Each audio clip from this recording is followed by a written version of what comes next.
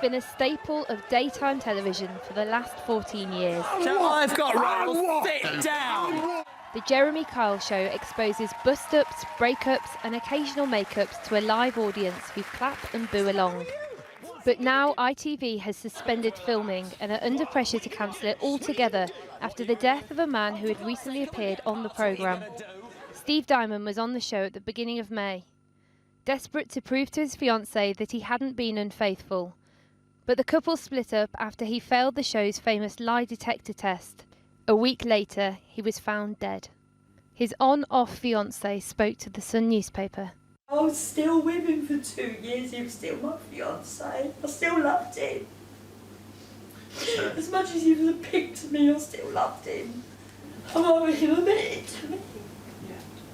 And be alive and be dead. Miss Callaghan said the show's aftercare was good, but we've spoken with someone who worked on the programme 13 years ago who paints a different picture. They're picking on a certain level and a type of class of people to get them onto the show, to actually expose them and make it a giggle. When the guests come out, they just gone in for each other. They kept separately, they kept away separately, and then obviously it's the argument that comes out straight away on stage. We also spoke with a senior researcher who'd worked on the programme more recently. He said he was surprised something like this hadn't happened sooner. He told us he'd witnessed guests being deliberately riled before they went on the programme. And of the aftercare system, he said it was to give the appearance of diligence, but in his view was merely to facilitate the programme.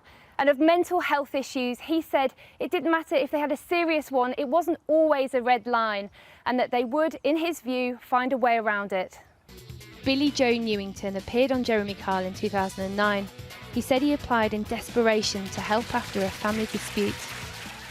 So just after I got to the studios, me and my mum were separated into different rooms, and they spent the next 5 or 6 hours basically trying to really agitate me and wind me up, ready to go on stage, and I'm fairly certain they did the same to my mum as well. He now feels he was naive and regrets appearing on the show. Steve Diamond's death is not the first time ITV has been in hot water about the way they look after people who have been on their shows. In the last year, 2 former contestants of the reality show Love Island have taken their own lives. This latest death has raised further questions over putting vulnerable people in the spotlight. It might be someone who is exposed in some awful way and made to be a laughingstock or open for public mockery, and being totally unprepared to deal with and cope with that. And that's why I think the people that make these shows do have a responsibility and a duty of care towards the people who are on them. In a statement, ITV told us, "The programme has significant and detailed duty of care processes in place for contributors pre, during and post-show, which have been built up over 14 years. The guest welfare team consists of 4 members of staff, 1 consultant psychotherapist and 3 mental health nurses." What are you going to do? What are you going to do? What are you going to do? ITV has taken the Jeremy Kyle Show off their catch-up service for now. In an email to staff, the boss of ITV said suspending the programme was the best way to protect the show from the reaction after this death. But there's now bigger questions than the survival of this show, about the aftercare given to those that go on programmes like this. Well, joining me now is Alex Reid, an MMA fighter who appeared on the Jeremy Kyle Show in 2012, a move he says he now regrets. And you've done lots of sort of reality TV over the years. You won Big Brother. Why do you regret this? What was wrong with it? I always wanted to be famous, but for having accomplished something. I'm an actor and a martial artist, and I trained diligently. I love the clap of a crowd, the cheer of an audience, but to be known for salacious sex acts and craziness like that, that's not what I signed up for. But I was congealed. I take responsibility. I went in there, you know, but my gut, I didn't listen to my gut. I was listening to sycophantic agents, PR gurus, specialists who were saying, look, you're in a big pile of doggy doo-doo. You need to do this, you need to do this. I'm like, oh, what should I do? Yeah, you're right, I need to listen to the experts. And then guess what? You end up in more poo. Excuse my language. Obviously, they would treat their celebrity guests differently to ordinary members of the public. But did you get any counselling or advice or help before or after? Well, I mean, to his credit, Jeremy was actually quite pleasant. And I said, trying to be airs and graces, I'm not going to do it in the audience. So I did it away from the audience. But still, as good as the interview was, the stigmatisation that Jeremy Kyle gets, because I'm an actor. And acting, life is boring, but in acting, you pick scenes which are high drama. It's not acting, but you're pitching the most high drama scenes from people's lives and pouring petrol on it and creating an explosion. So for me, they were talking about my life, and I'm like, is this really going to benefit me? I mean, ultimately, the public are the consumers, and they're watching it enough, presumably, for ITV to make money out of it. Yeah. And other channels with similar shows. It's not the only one. Do you think it's time to call time on all of these types of shows?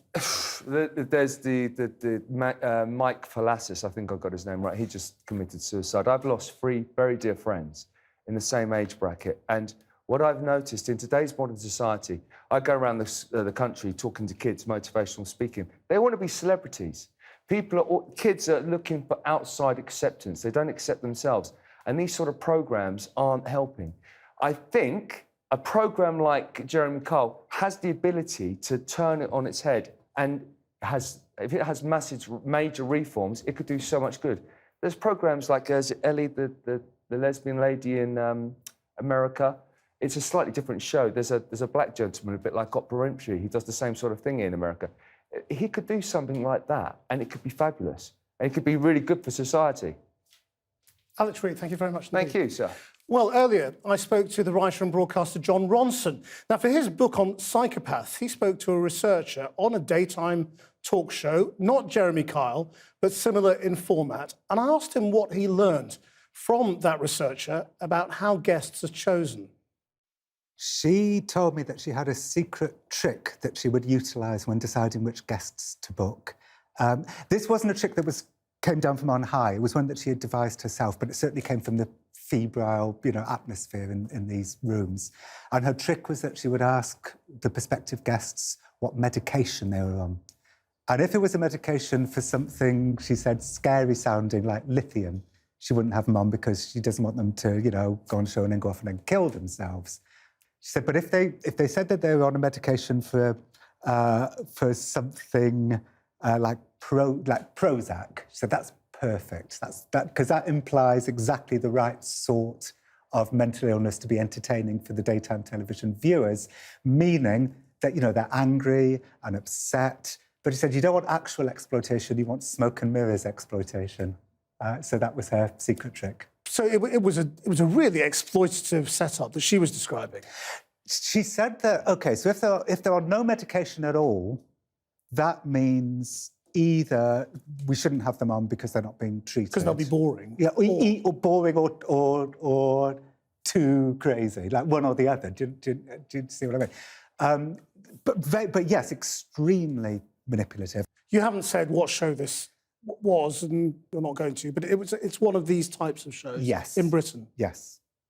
What do you think it says about us as a consuming audience that we want this type of show? Well, one way to look at it could be that we're all afraid that we have damage, and some people are ashamed by that, and so they want to see people who are more damaged than they are on television to make themselves feel better about themselves. I mean, I obviously think it's a terrible thing because it's everything that I hate about the way we view other people, which is to demonise people, to humiliate them, to make their damage seem funny or abhorrent. Do you think this kind of conflict on television about personal situations is of its time? That reflects the way we deal with everything else in society, whether it's politics or life, or is it something that's had its time?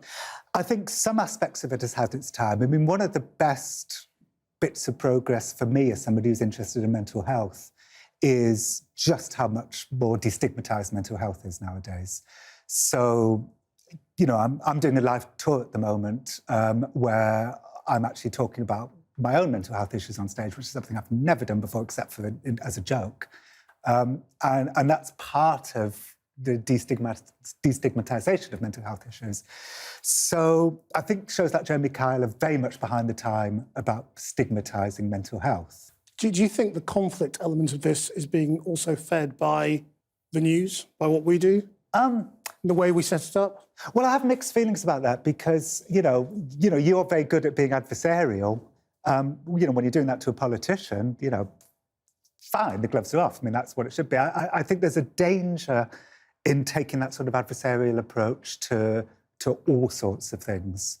And I think that's where adversarial journalism kind of goes wrong. I remember the playwright Graham Linehan was on BBC's Today programme plugging a show he had done about the lady killers. He was doing like a stage show based on the lady killers. And they brought on somebody who was just opposed to stage shows based on movies. And so and they all started, and everyone started yelling at each other. And I think that's where adversarial journalism just becomes, stupid. If we are in an adversarial media system, we should be very aware of when it's appropriate to be like that and when it's not appropriate to be like that. John Ronson, thank you very much. Thanks. And you can listen to a much longer and fascinating interview with John Ronson on the new series of Ways to Change the World, released tomorrow wherever you get your podcasts.